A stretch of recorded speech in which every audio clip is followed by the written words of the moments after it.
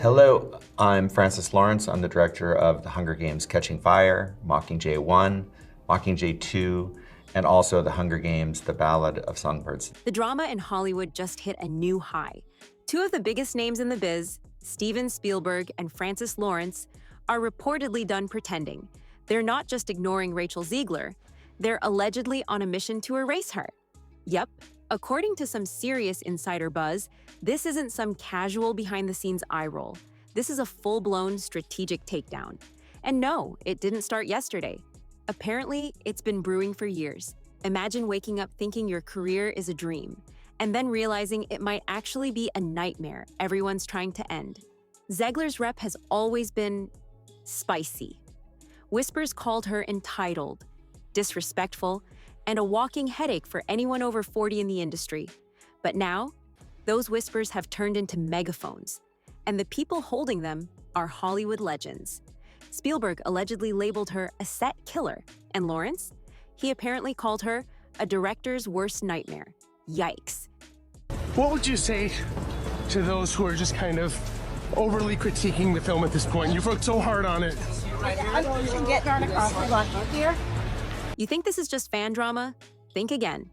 We're talking studio execs, casting directors, showrunners, all quietly distancing themselves. It's like she's Hollywood's new bad luck charm. And now, the leaks? They're coming out like someone left the group chat open. There are call logs, crew emails, even panicked producer texts painting a crystal clear picture. Rachel Zegler wasn't just difficult, she was a full-blown production hazard.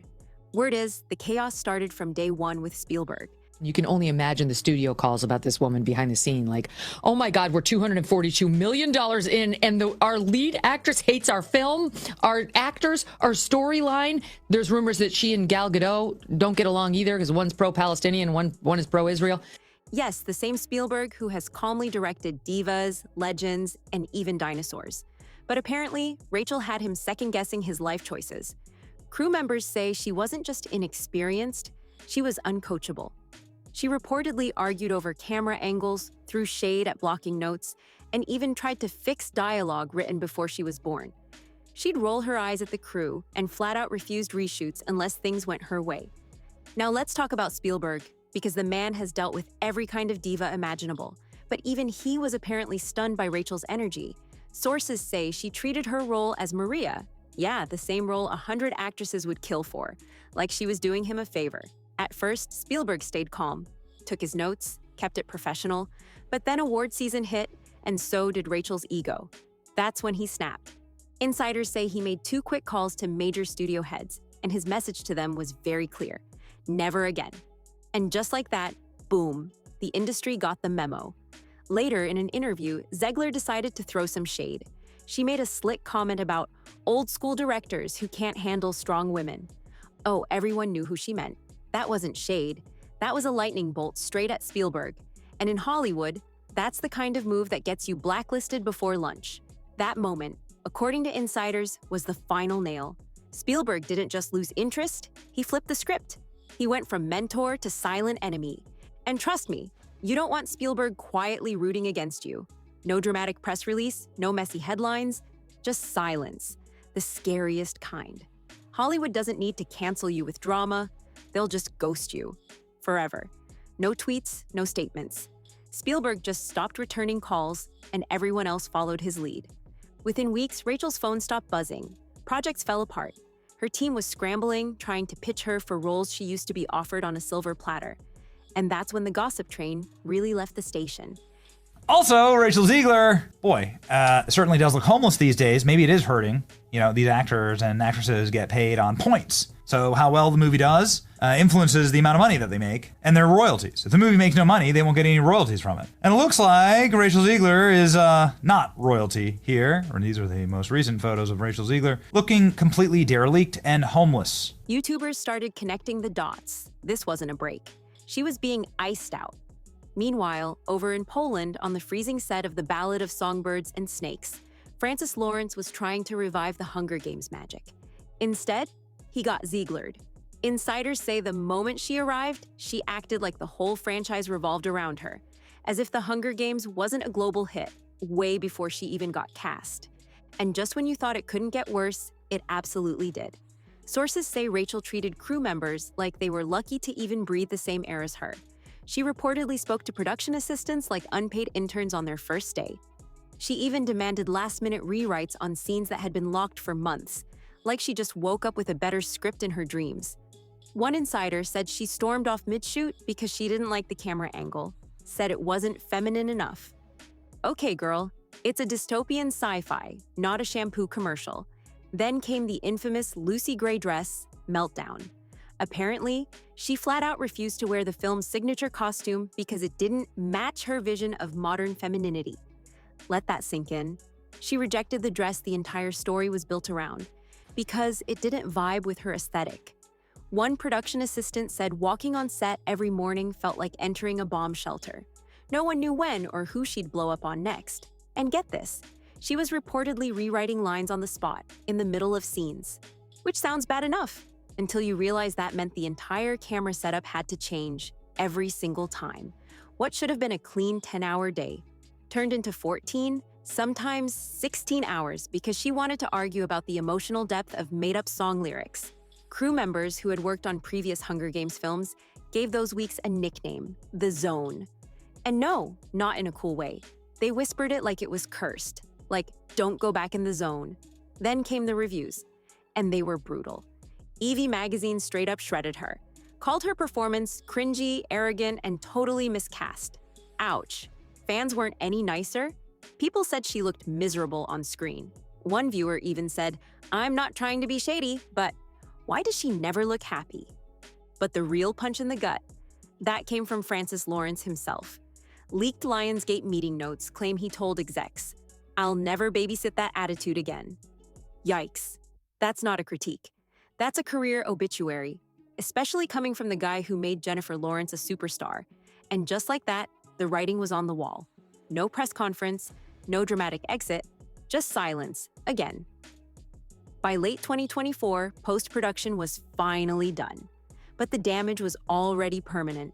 So you'd think after all that chaos, Francis Lawrence would take a breather, maybe celebrate wrapping the film. Nope.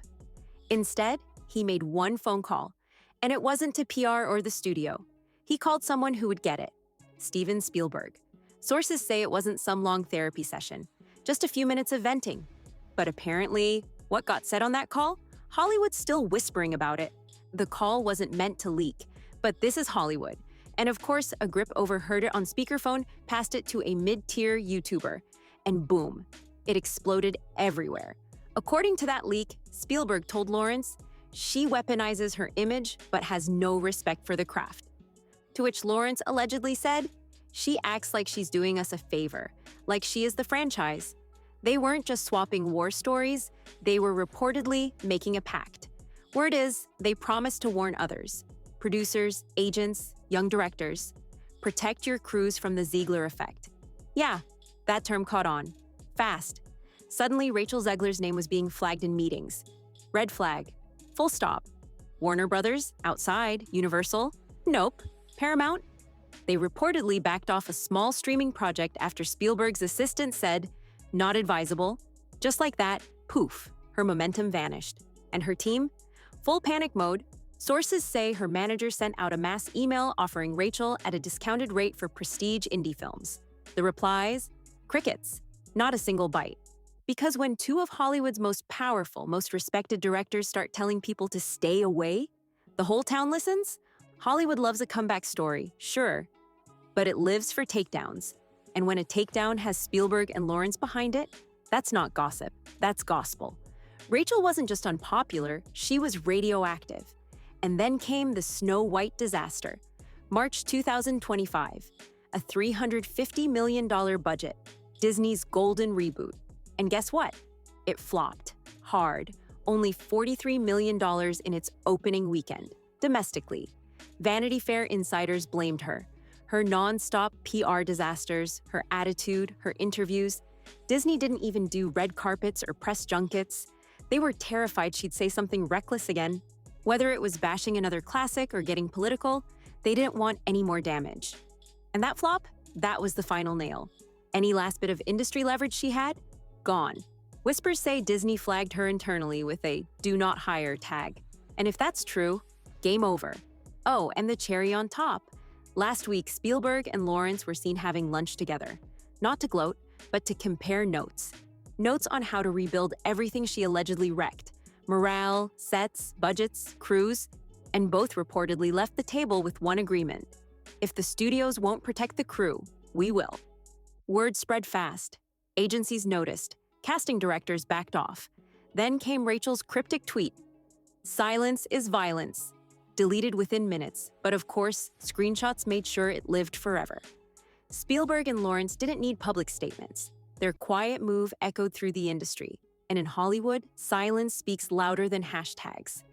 This wasn't social media cancellation. This was the real thing. Whispers, closed-door meetings, and no callbacks. Just months ago, Zegler was Disney's princess and the face of Hunger Games. Now, she's struggling to land even mid-tier roles. Two veteran directors reportedly used their weight to remind everyone. Talent without respect means nothing. Some say this was a generational clash. Zegler brought influencer energy, demanding rewrites, challenging notes. Spielberg and Lawrence? They're from the trust the director era. The result? Tension, resentment, and a blacklist that built itself. In a world that moves fast, attitude can end careers even faster. Others blame her online persona, bold interviews, political hot takes, and woke one-liners made her a headline machine. But on set, sources say she lacked basic collaboration. One producer summed it up, likes don't make movies, teamwork does. Can she come back? Maybe. Hollywood loves a good redemption arc, but when legends like Spielberg and Lawrence shut the door, it rarely opens again. Zegler wasn't just out of favor. She became a warning. The lesson is clear. In Hollywood, you might sell tickets, but your behavior decides if you get hired again.